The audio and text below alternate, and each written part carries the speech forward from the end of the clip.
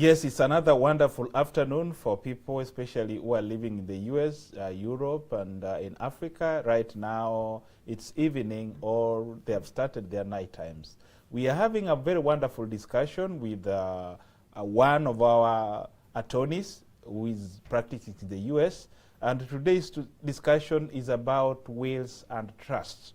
Very many people out here are really grappling, and especially from our cultural perspective, taking a pen and a paper or going to a lawyer to write a will or a trust is a little bit a challenge.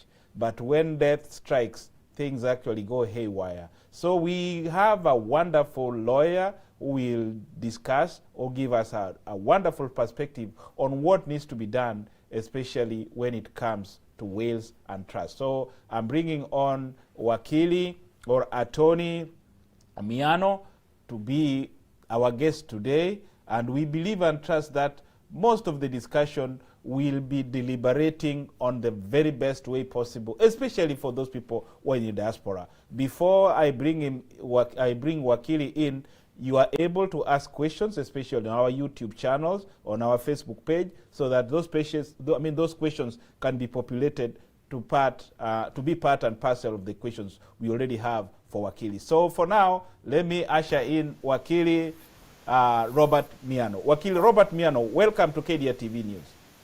Oh, thank you so much. Thank you so much. Thank you so much. You know, I'm looking forward to this discussion.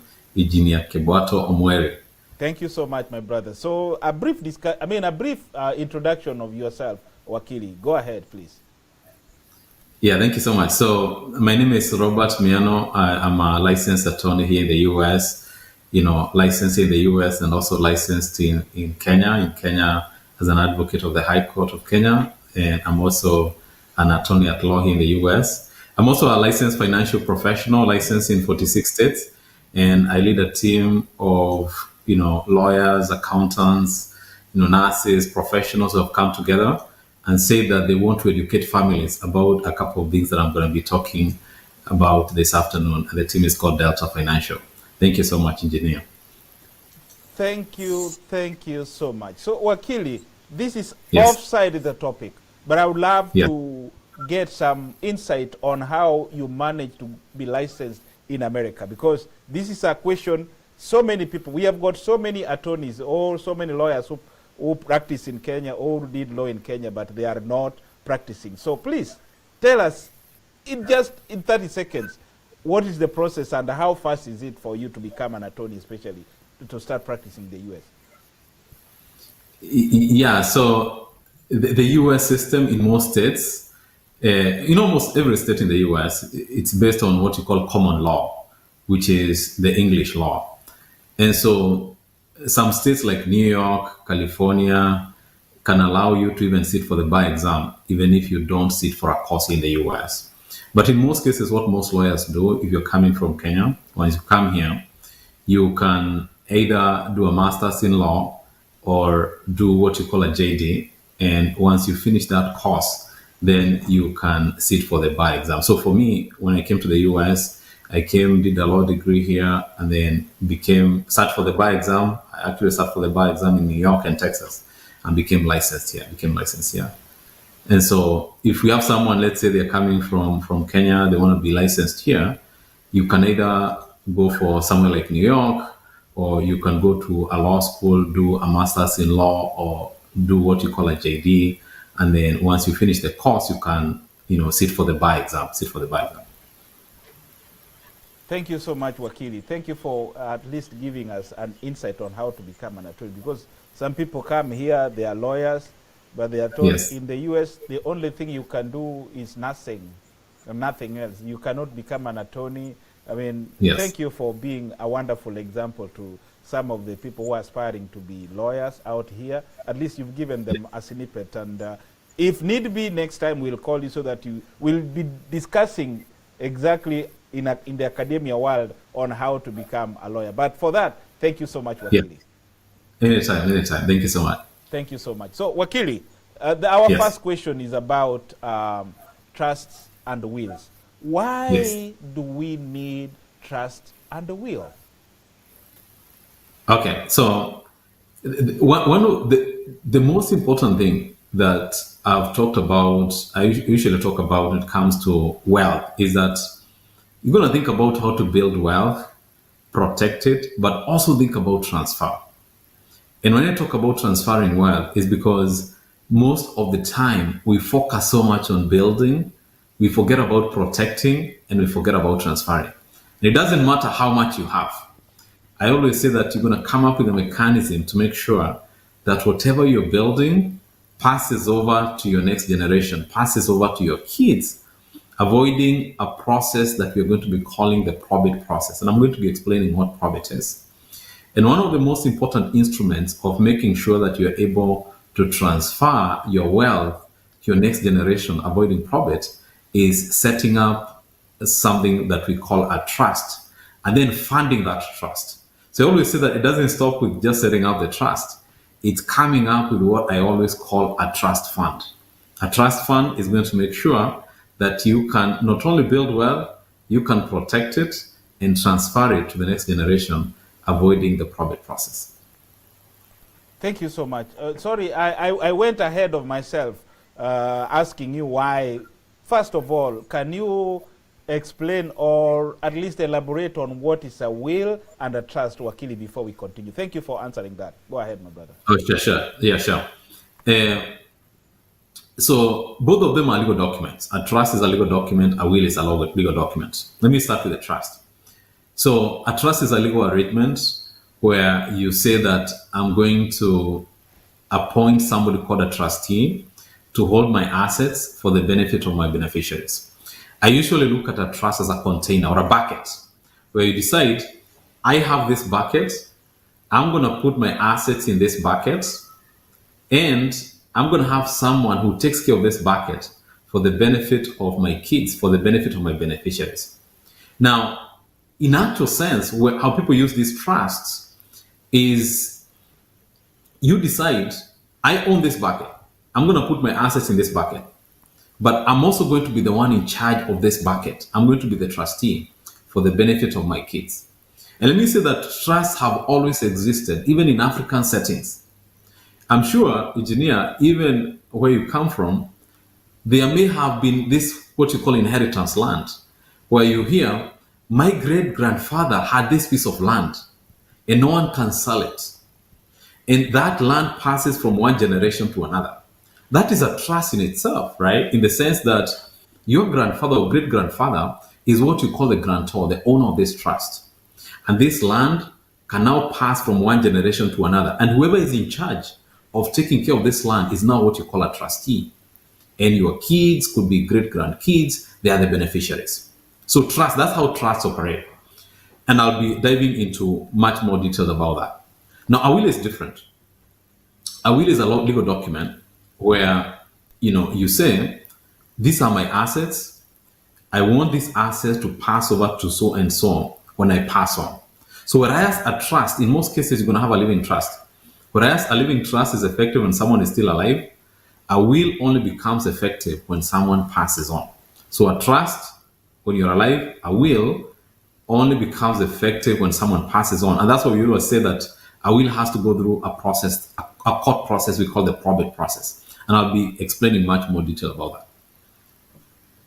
Thank you so much, Wakili. And Kenyans, Africans, even Americans themselves are really learning today about the will and the trust. And thank you for expounding a little bit, giving a perspective or an intro or a description of what is a will and a trust. So these wills and trust, Wakili, do you think is it a must for anyone to have these wills and trust, or is anyone's decision to have one or not to have? It's something that we always recommend that someone has. We always recommend that you set up a trust. You have at least something that's saying, how do your assets pass over to your next generation? And especially migrants, right? Because, in the African settings, I know growing up in the villages or wherever you are, the whole village, wherever you are, people know these are your assets, right? And so it's easy for them to pass over, from one generation to another, even if it's not in writing. Now, if you end up in the US, you end up in Canada, you end up outside here, it's a different setting altogether. If you don't come up with a plan, then two things may happen. Either you may end up losing the assets to the state through something that we call as cheat, a doctrine called as cheat, as a doctrine in law, where the assets revert back to the state. In fact, we have a lot of unclaimed assets in every state in this country. We have a lot of unclaimed assets where people didn't come up with a plan. That's the first thing.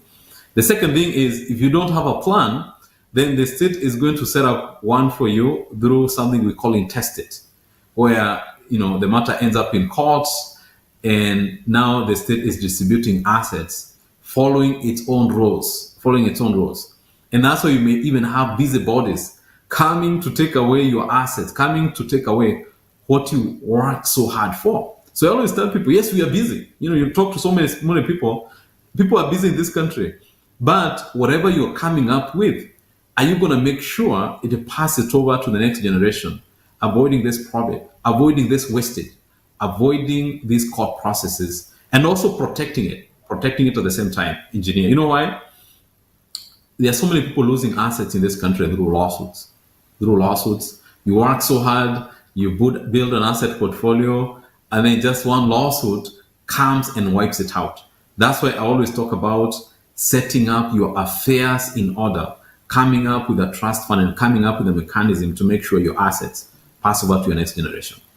Thank you so much for that. Thank you so much, Wakili. That we are receiving this information free here, and everybody should really rush and ensure that at least they have a will or a trust. So, Wakili, there is one thing we have also left behind called a trust fund. How does this one get set up, and what are the steps to set one? Yeah, so setting up a trust, that's a legal arrangement. You come up with an agreement. You have an attorney draft the trust agreement itself. And then when it comes to funding the trust, you can fund the trust in different ways. So, for instance, instead of owning your house in your own name, you can decide that the house is owned by a trust. So in that case, what you do is, there's a document called a warranty deed. A warranty deed is what in Kenya they call a title deed. You decide that house is going to be owned by the trust going forward, and you even go and notify the county and say, this house was my house, but I'm transferring it to a trust. So going forward, the trust owns the house. That will make sure that even if something happens to you, then the house will not go through this probate court process. And I'll be explaining to you why we need to avoid probate in a minute. Now, you can decide, for instance, that I'm going to start maybe even an index universal life insurance policy where you say that the beneficiary of my life insurance policy is going to be a trust. And the reason why I tell people that is because, for instance, let's say you have kids, they are not 18 years old yet. I see some people naming the kids as beneficiary for their accounts, 401k accounts, life insurance, and all that. That may end up in the court process because some of these companies, life insurance companies, 401k companies, all the companies, they cannot do a check to a kid who is not 18 years old yet, right? So you may decide, I'm setting up even a life insurance policy. I'm going to fund this life insurance policy. I can access some money. By the way, here's the thing. Some people don't know this, that you can set up an insurance policy. You fund this policy. It earns you compound interest when you're still alive. You are able to take money out from this policy tax-free when you're still alive. And then you can designate the trust and say, anything happened to me, I want this money to go to my trust account. And I want the trustee to use this money in the best interest of my next generation. So in most cases, by the way, when it comes to funding this trust, people mimic. There's a guy called the Rockefeller. You've heard about the Rockefeller, right? They have a very big building in New York, right? So the Rockefellers set up a trust fund in 1934. And the trust fund they set up in 1934 has formed the basis of what in modern estate planning we call dynasty trusts. Because what they did is they set up this trust, they funded this trust using life insurance. Anybody passes on in the Rockefeller family, the money is paid back to the trust. Anybody is born in the Rockefeller family, what they do is that the trust is going to open what you call a TOLI, a trust-owned life insurance policy. The trust is going to own these policies, Anyone passes on, the money is paid back to the trust. And that is how they have been able to create this generational wealth, using these trust funds. That's what we were saying, Engineer Kibato. We also want to hear about 50, 100 years from now, a trust fund that was set up by Engineer to make sure that his generations here don't get forgotten. Don't get forgotten. So that is how you do the trust fund. That's how you do the trust fund. That is very serious, my brother. I mean, that is really astounding. Yes. But now, what's the problem? Is this the cultural barriers making our community not to have these wills and trusts, or talk about them, talk about life insurance? I remember sometimes we were having a discussion group, and then somebody said, okay, I need a life insurance. The other said, no, you need your life insurance. You are inviting death because your wife or your relatives will kill you so that they can have that one. So where does the culture play this, and how do we mitigate around that particular barrier? Yeah, that's a good question. So I think there are two things. I would say there's the cultural aspect, and then this lack of information. Even the Bible says, "My people perish because of lack of knowledge." Part of it is because people don't know. People don't know. I'll give you a case in point. Some people don't know that when it comes to policies, like even insurance policies where they're employed, that you are only covered when working for that employer. You leave that job, you no longer have coverage. Now, another thing is people don't know what a trust is. And so if someone doesn't know what a trust is, then there's no way they can set up even the trust in the first place. And that's why even having a forum like this where we can disseminate information and make sure that our people are aware is huge. It's huge. So lack of information is the first. Number two is the cultural barriers. People thinking, if I set up this trust fund, or even if I do a will, am I inviting death? If I set up a life insurance policy, am I inviting death? No, you're not. You're not. If you don't come up with a mechanism, the state is gonna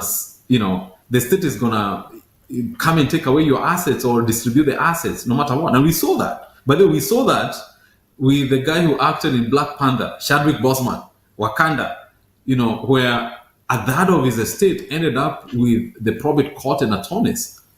And so if we don't do it, then the state or others can take away our assets from us. And I always say that it's not about when someone passes on. Some of these things is coming up with a mechanism even when you're still alive. And that is why there's something I call a living package. A living package. Something effective when you're still alive. And the living package consists of having a living trust. A living trust means that you transfer your assets to your trust, and it's effective when you're still alive. Living trust. Number two, there's something called living benefits. Living benefits is you can have a life insurance policy with living benefits when you say that maybe I couldn't work, I fall sick, I get diagnosed with something like stroke, cancer, or maybe I'm old, I have an accident, things like that. You are able to get some money when you're still alive. So this is not about when someone passes on, because when people hear about life insurance, they think it's only effective when someone passes on. This is when you're still alive, having an income replacement account. And then number three, there's something called a living will. A living will. A living will, or some doctors or nurses would call it an advanced health directive or directive to physicians, where you say, if I'm sick, if I'm on a terminal condition, I'm in an irreversible condition, I want so and so to be able to make medical decisions for me. I want doctors, to try as much as they can to save my life. You see? So these are not decisions when someone passes on. These are decisions you can make, to manage your affairs when you're still alive. When you're still alive, having a living trust, having living benefits, and having a living will, a living package, is something to help you when you're still alive. When you're still alive. Thank you so much, Wakili. So we also need to know if these funds can be taxed. What is the process on the taxing procedure on these particular funds, especially when you need to get them when you have a problem, when you are still alive, the way you've said now. If you get these funds out, are they taxed? Oh, that's a good question. That's a good question. So taxation in this country is structured in two ways, right? So we have state income taxes, and we have federal income taxes. So when I talk about taxes, I'm talking about income taxes, income taxes. And so how trust funds get taxed depend on the underlying instrument funding the trust. So what I mean by that is, if for instance, your trust fund is funded with money from a 401k, then what's going to happen is when your beneficiaries take it out, they're still going to pay taxes because IRS says you can't defer your taxes forever, right? So if you have money, if you have that trust fund, by the way, people don't know, some people don't know that when you take money out from a 401k, you pay taxes. People think like you're able, when I turn 63, 64, I'll be able to take it out tax-free. No.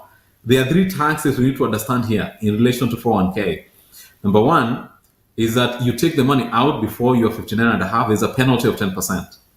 Number two, you take it out at any given point in time. Whether you are 65, you are 54, you're going to pay income taxes. And the federal tax withholding on 401k is 20%. Number three, when you turn 73, the law requires that you have to take the money out because you can't defer your taxes forever. Otherwise, IRS would come for 25%. The 25% is a penalty, and that's the starting penalty. It used to be 50%. It's called an excise tax. The excise tax used to be 50%. It's now 25%. So now you have to pay 25% excise tax, and in addition, you may have to pay the actual taxes, which is 20%. Now, that's if you're funding the account using 401k. Now, if you fund the same account using an indexed universal life account, then you can take out the money tax-free. And that is what the law says. That is under Section 101 of the Internal Revenue Code, read together with Section 7702 of the Internal Revenue Code. That if you're funding this account using an indexed universal life account, then your money can grow tax-free. Why? It's because when you take the money out from this account, then the first amount that you put there is going to be called a refund of premium or refund of basis, refund of cost that you put in there. And then the balance, you can take it as a loan. Once you take out the loan, as you know, engineer, if you go right now to your bank and take a loan, you don't pay taxes on loans. So usually how you do it, and that's what the Rockefellers have done using their fund, is that they are able to take the money out as a loan and give this money to their beneficiaries. But it's a loan that you don't have to pay back, because some people think anytime you take a loan, you have to pay back a loan. This is a loan well structured so that you don't have to pay back this loan. The interest on this loan, by the way, is usually could be 2 to 5%, but some of these companies, when they charge you 2%, they're going to credit to you 2%. We call it a wash loan. The reason they charge this interest is because IRS does not like interest-free loans. So you pay 2%, but they credit 2% to you. And so how you get taxed on these accounts depend on the funding instrument. If you fund the same account using money from a bank account, then it's only the interest that's going to be taxed. It's going to be taxed. And so how you fund this trust is going to determine how ultimately you get taxed. You get taxed. Another thing I'll say about trust generally is that trusts are flow-through entities. And so the trust itself does not necessarily pay taxes. The income within the trust is going to flow to you, just like an LLC. An LLC in this country or a partnership, we call them flow-through entities. The income flows to you as an individual, and you are the one who pays or accounts for those taxes. Good questions, engineer. Good questions. Thank you so much, Wakili. I mean, you are full of knowledge and understand the law pretty so well, and we are really impressed and encouraged by your way of answering this. Let's just call them difficult questions and the hidden knowledge to most of us. I mean, we are out here. I'm in the engineering field. I'm a community leader, but I don't know most of this information you are actually spewing out today. Thank you so much, Wakili. So as we continue, yes. How do you set this trust to your children? You've given an example of the Rockefeller. You know, Rockefeller family men, those are billionaires or trillionaires, but we Yes. have only 1,000. So how do you set up a trust fund for your children? Yeah, that's a good question. That's a good question. I would say that we have to think about our kids because, people always say that our kids are our future, right? Yeah. Now, here's the thing, engineer. We're gonna set up our kids for success in this country because sometimes what I've realized is we come to, even to the US, come to Canada, or any country for that matter, and we are busy working so hard. And by this, sometimes we are sending money via wave. Sure. We are sending money via wave. We are sending money via wave to Kenya, right? And All the sometimes time. we forget about our kids. I was just talking to someone, and I asked them, "How much have you saved for your kids?" versus how much have you sent via wave? And the person opens a wave account only to realize they had sent $1 million via wave. And so if we don't do something for our kids, then they're gonna get into this system, become hustlers. I always say this, engineer, that if you don't remember the name of your great great grandfather or even your great grandfather, but you remember the name of Kwame Nkrumah or Nelson Mandela, chances are they left you with nothing. They left you with nothing. And so the easiest way to get forgotten, even by your future generations, is leave them with nothing. Leave them with nothing.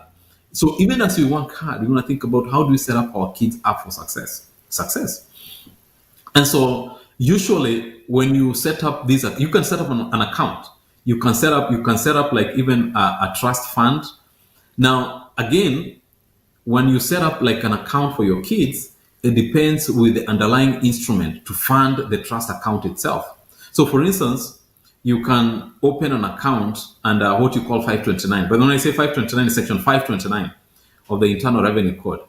You can set up what you call UTMA accounts. UTMA accounts, or they are called minus accounts. And that's an act. That's an act. You can set up like what you call 7702 accounts. 7702 accounts. 7702 accounts, or some people call it IUL plans, Index Universal Life Plans for kids.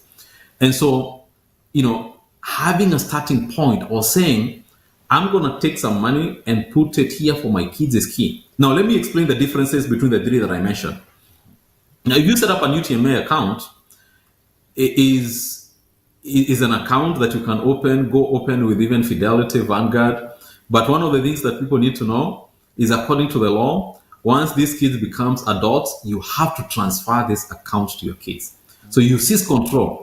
Once kids becomes adults, the custody of the account now moves from yourself to the kids. Now you can set up 529. 529 plans are usually for college. So the money in a 529 plan, usually you can't use it for anything else. I know there's an law that passed back in 2019 called the Secure Act of 2019 that said that maybe you could redirect this money for something else like a Roda, but there's a limit. There's a limit of how much you can do that. So 529 plans in most cases, and they are set up by states, it's mostly for college, meaning that you can't just use that money for anything else. Now, the last one is called 7702 plans. If you set up 7702 plans for your kids, you can be rest assured, the money can be used for college, but your kid decides, for instance, they don't want to go to college. Like my son right now, he's just playing basketball and he's saying like, you want to be an NBA player. You want to be an NBA player, right? I know usually they have to go to college, but 3 weeks ago, he wanted to be a TikToker. He wanted to be a TikToker. And they can become TikTokers and succeed, right? Sure. Yeah.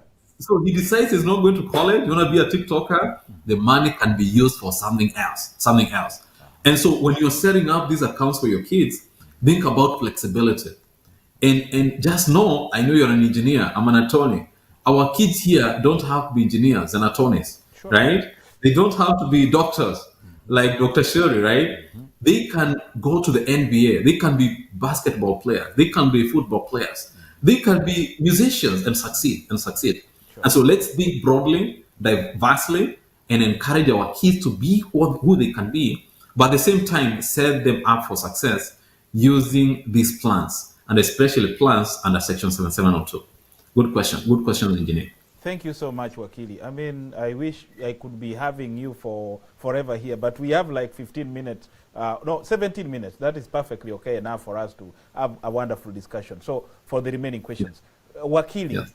or attorney, yes, this is a Yes. question which is really rattling many families, especially in the US here. But we are also going to speak about the issues in Kenya, because you are an attorney here and in Kenya. And most of my followers are also in Africa, especially in East and Central Africa. Most of them are listening. So there is this particular question here. You are having assets here and you have assets in Kenya.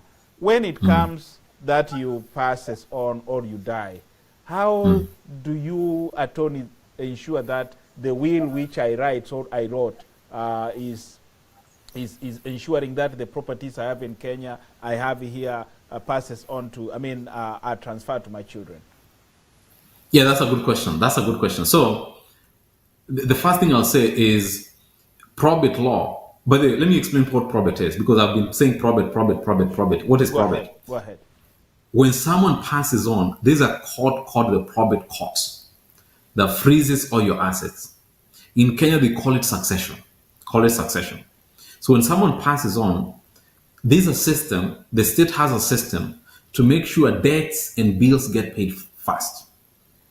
And so, for instance, if somebody had a credit card of $2,000 and they had $1,000 in their bank account, they pass on, then the court is going to make sure the credit card debt is paid fast, even before beneficiaries. And one of the reasons why this is so, by the way, because when I say debtors or the creditors get paid fast or debt gets paid fast, people are just thinking about Wells Fargo, Capital One, Equity Bank if you're in Kenya. In the US, the biggest creditor during probate is the government. The biggest creditor. If there's anything you need to know from this talk this afternoon, the biggest creditor during probate is the government. And especially an institution we call Medicaid. In the US, and I know this is off track from what you just asked me, but I'll get to your question in a minute. Sure. But in the US, if you rely on Medicaid when you're still alive, and Medicaid is a federal program administered by the states, the federal government gives money to the states, but they also enacted a law that tells the states that you have to collect this money from the estate of the deceased when someone passes on. So if somebody relies on Medicaid when they're still alive, and anyone can use Medicaid, by the way, that's different from Medicare. Medicare is health insurance, the government health insurance. That's what you pay for. In most cases, through your paycheck, right? Now, if you rely on Medicaid, and especially for nursing home expenses, maybe prescription drugs and things like that, the government comes and collects that during the probate process. And so probate will make sure those debts get paid fast. Now, if you have assets in the US, you have assets in Kenya, you have assets in Pennsylvania, Texas, and Kenya, for instance, you can be rest assured that there will be 3 separate probate processes, because the government wants to make sure whatever you have in Pennsylvania, the government of Pennsylvania will make sure that they get collected. Texas, the same way. You have assets in Minnesota, the same way. In Kenya, you're going to have the same process. Only that we call it succession. And so usually, what I advise people is that you're going to come up with a well-rounded plan to make sure that your assets are passing over to your next generation. So for instance, if you do a will, you're going to be careful, right? You're going to do a will. And I've seen this in practice. I've seen this even in probate court, where somebody does a will here and then goes do another will somewhere like in Kenya. And then the will they do, usually in wills, there will be a document that says, I hereby revoke any other will that I made in codicil or codicil. But a codicil is an additional to a will that you do, after you've done a will. And so you go do a will, for instance, somewhere in Kenya, that's revoking the will that you probably made in the US. And so what I usually advise people is that have a well-coordinated plan. I usually call it a multi-jurisdictional plan. A plan that, when you're doing it, covers assets even if located in multiple jurisdictions. So for instance, if you do a trust in the US has something called full faith and credit. If you set up a trust under the law in, say, New York, and you have assets in Washington State, you have assets in Minnesota, you can add those assets to that trust fund, based in New York, right? Now, when you do a will, for instance, instead of having to swear multiple wills in every place you have assets, you can do one coordinated will that says, for instance, let's say you have assets in Texas. The will say, you know, uh, my assets in Texas, I wish them to pass to so and so. And the administration of my assets in Texas will be governed by the law in Texas. And then whatever you have in Kenya, you say within the same instrument or document, you say, I have assets in Isinya, in Nanyuki, and the administration of my assets in this and this. I wish they pass to so and so, and the administration of these assets will be governed by the law in Kenya. So just doing one coordinated instrument. All that and say, engineer, I would tell everybody, and especially I've seen people here in the US, you have assets. We have assets all over, engineer. Sometimes you have people they have assets in Isinya, you have assets in Nanyuki, you have assets in Rumuruti, you have assets in Kisii, you have assets in Homa Bay. And yourself, when you go to Kenya, you don't even go to those places. You don't even go to those places. I tell people, if you are here, you have assets here in the US, you have kids in the US. When you go to Kenya, you don't even go to Isinya. You don't go to Nanyuki or Rumuruti.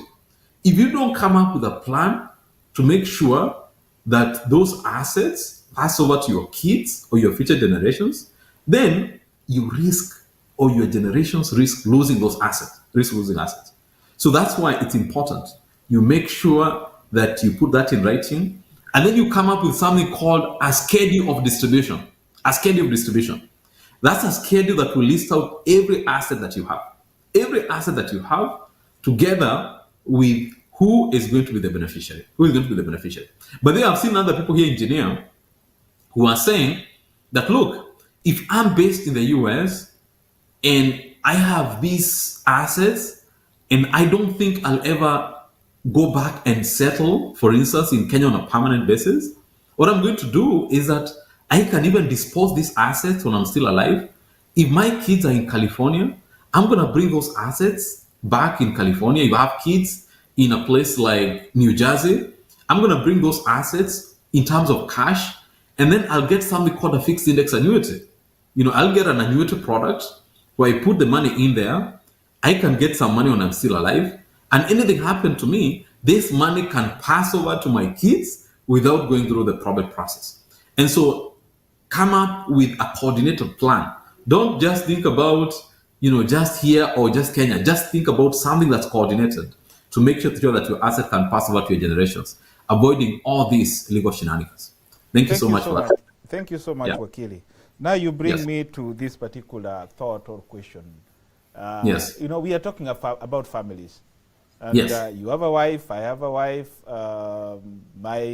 my family is also playing a role, or might play a role in this particular, let me call it shenanigans during death, because during death, Wakili, that is when you know the characters of people, because people can be eating so well, people can be jumping, people can be singing, but when you die, things actually crop up, and then you see things go haywire.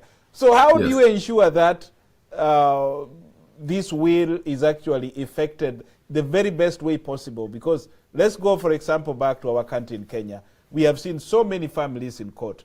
A wonderful person, let me not mention their names here because I'm barred by the media protocols and all that.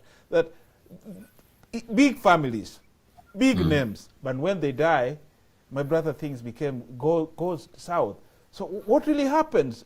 Because they wrote the wills. So what's happening then, Wakili? So there are two things here, I would say. The first thing is, that's why I advocate having a trust.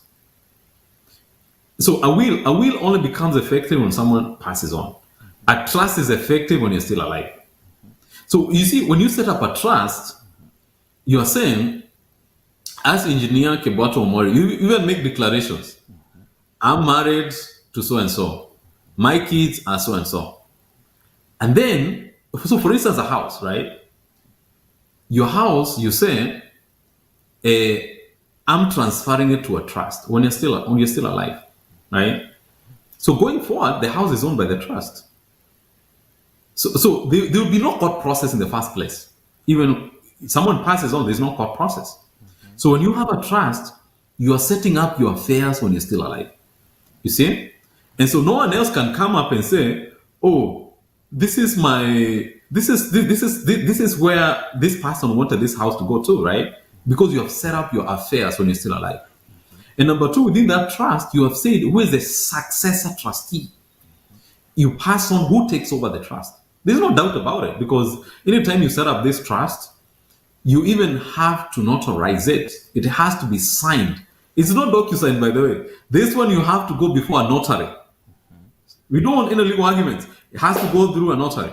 The notary has to witness you signing the fund itself. You see? And so that avoids a situation whereby there's conflict. There's conflict between beneficiaries. There's conflict between kids, right? Because you have well said who are your beneficiaries.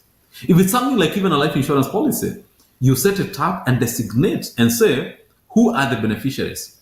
That will make sure that the money within the life insurance policy only goes to the designated beneficiaries. Only goes to the designated beneficiaries. The reason why you see people fighting is where somebody, you have secret assets, no one knows about it. You have secret children, you have secret wives, man. And so your affairs, you have been running a secret affair in your life. And so the whole plan, like your whole life comes into open when you pass on, right? Because now people start fighting for these assets. They know there's a court process that's going to come up. And so they are positioning themselves to say, oh, by the way, this needs to be my house, you see? But if you designate, if you decide, I want this to go to this one, and then you effect it.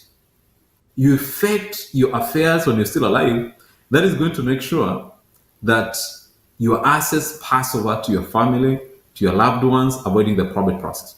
Number two, I've also seen, let me warn about trust too. Be careful how you select the trustees, and especially the successor trustees. So here's the thing, when you set up the trust, you are the owner of the trust. In most cases, you're going to be the trustee when you're still alive. If it's a couple, you and your spouse are going to be co-trustees, meaning that you run the affairs, you run the trust together when you're still alive. One of you passes on, whoever is surviving is going to be the sole trustee. If your kids are adults, usually advise just have your kids as the successor trustees. Don't complicate life. Don't just have your kids. Start training them. Even if like they're 20s, because some people will tell me, oh, my kids, they're just 23 years old. Why don't I get a friend? I usually advise just have your kids. Now, here's the thing. If your kids are still young, you're going to come up with someone. You're going to come up with someone that you can trust, who can be a successor trustee, just in case anything happens to you. At least you have someone who can take care of the affairs of your assets, before your kids become adults, right? And then say, when my kids become adults, they're going to take over this trust. Have someone. Here's the thing. Some people will look around and say, man, but I don't have anyone I trust, right? Here's the thing. In case anything happened to you, the state is going to appoint someone for you anyway. Going to appoint for you someone anyway. And so training your kids is also important. Here's the thing. I said set up accounts for our kids. We also going to train our kids how to use assets, and how to work hard. Because again, if you just leave a bucket of wealth to your kids, they don't know how to work hard. We don't want trust fund babies who don't know how to work hard. We're going to train our kids so that once they get these assets, they are ready, they have the capacity to be able to continue investing our wealth so that they can continue passing these assets from one generation to the next. Very good question, engineer. Thank you so much, my brother, again for that answer. Now, yes, we're almost finishing, but I've got a question from a member of the public or one of my viewers. He's saying, yes, we have set trust, and you've said you want to go to be buried in Kenya, but here comes the law that your wife decides that you are being buried, you'll be buried in the US, and there's nothing you can do about it. Even your kids can't actually do anything. If your community, your relatives can't do nothing about it. So does it hold water, especially when you die and your wife says you have to be buried here because of the abracadabras? I don't want to mention most of those things. Wakili, go ahead. I know. Now, that's a good question. So a trust is one of the estate plan. This is something called an estate plan. There's another document that I also advise people do called final disposition or final instructions. Following instructions is where you say, I want to be buried in the US, I want to be buried in Kenya, whatever you want to be buried, put that in writing. That is going to avoid conflict between families. And especially where maybe your relatives in Kenya are saying, oh, our son or our daughter needs to be brought back home. And your family in the US is saying, no, we want them to go to a grave where we can visit. So I've seen that dispute a lot in practice. And so to avoid all those things, just put it in writing. Just agree, put it in writing and say, this is where I wish to be buried. Or by the way, even you can even say, I wish to be cremated. There are people who say, I want to be cremated. I want to be buried, I want to be cremated. Just put that in writing. They just put that in writing. And so the best thing, to that viewer, I would say, having something in writing is going to avoid all that conflict. You saying what you want. At the end of the day, you decide. You decide what you want. Good question. Thank you so much. Because of time, Wakili, we are going to, round up. But before we round up the interview, there is this particular question I want you to tell me. What's your relationship with One Voice Consortium, who have sponsored you for this particular program or show today? Yeah. So, I'm one of the members of One Voice Consortium. And I'll say the president is also my good friend, Dr. Shuri. In fact, we had an event last year in Dallas. We had an event this year in New York, and we attended the event. In One Voice Consortium, what One Voice Consortium is doing is huge because, their mission is to make sure that as the diaspora, we come together and can speak in one voice. Also making sure that our people get the information, like what I just shared today, right? And so I believe in the mission of One Voice Consortium, disseminating information, bringing the diaspora together to speak in one voice. Because if we don't do it, here's the thing, engineer, if we don't do it, then our people will continue perishing, right? So we want to make sure that we continue working together. And so I'm a member of One Voice Consortium. By the way, if you haven't joined the One Voice Consortium, please make sure you join. You join the One Voice Consortium so that at the diaspora, we can continue speaking in one voice. We can continue in one voice. Thank you so much, Wakili. And if there is anything we have actually left out, and you are a wonderful mentor to so many people. So if there is anything maybe we have left out for today, please, you are free to say it right now as we end the interview. Thank you so much, Wakili. Go ahead. Yeah, thank you so much. So my message to everyone is that let's believe that we can make it even here in the US. We can make it in Canada. We can make it, even outside the US. Let's continue working hard. But let's come up with a mechanism to make sure that we can actually build, protect, and transfer our wealth. Let's not just think about building. Let's think about transferring, and let's also think about protecting. If you have any questions, or maybe you want to reach out to me for a one-on-one, I think because of One Voice Consortium and KDRTV, I think I'll be able to give some free consultation. Usually we charge for consultations, but now I'll give a free consultation because of One Voice and KDRTV. My phone number is 412-225-3282. Again, my phone number is 412-225-3282. Thank you so much. Oh, my brother, unfortunately, not unfortunately, but because let me ask this particular let me ask you this question because somebody is saying, oh, please ask him that particular question. So are you also licensed to practice in Minnesota and Texas? Because most of our viewers, even somebody also says, what about in Seattle? Go ahead, my brother. Okay. So I'm licensed right now. I'm licensed in Kenya. I'm licensed in New York and Texas, and I'm just expecting my license for Washington to come out in the next 2 months or so. Yeah, good question. Yeah, Wakili, you need to be licensed. No, here's the thing. Yeah, but one thing to note is there are laws that are state laws and there are laws that are federal laws. Oh, okay. So here's the thing. If it's something like tax law, I know you talked about tax law. Mm-hmm. Some of those laws, once you become licensed in one state, you can practice well across all the states in this country. because they are federal laws. Number two, I'm part of what you call an estate planning network, meaning that, because by virtue of being part of that estate planning network, we're able to provide our services all over the country. So very good questions, very good questions.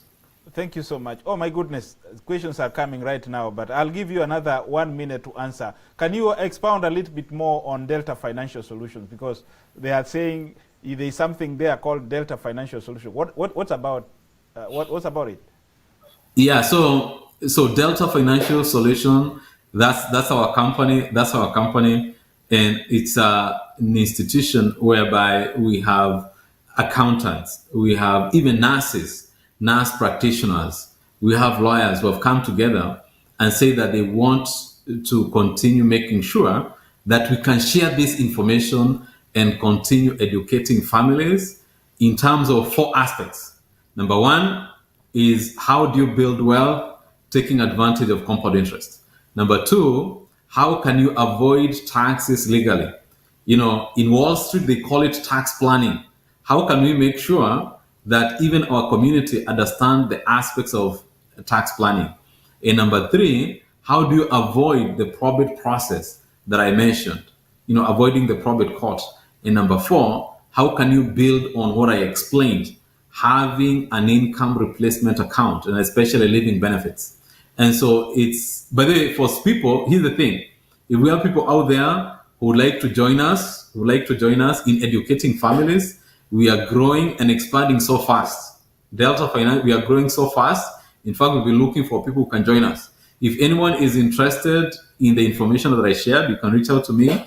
But if you're also interested, maybe in joining us so that we can continue with this movement, then you can join us at any given point in time. Thank you so much. Thank you so much, Wakili. I could have loved for us to continue, but unfortunately now it's because of time. We have just to end the conversation or the interview. Till next time, may God bless you, Wakili. God bless you, Drew. Thank you so much. Thank you so much. Thank you. Thanks, bye-bye. Okay.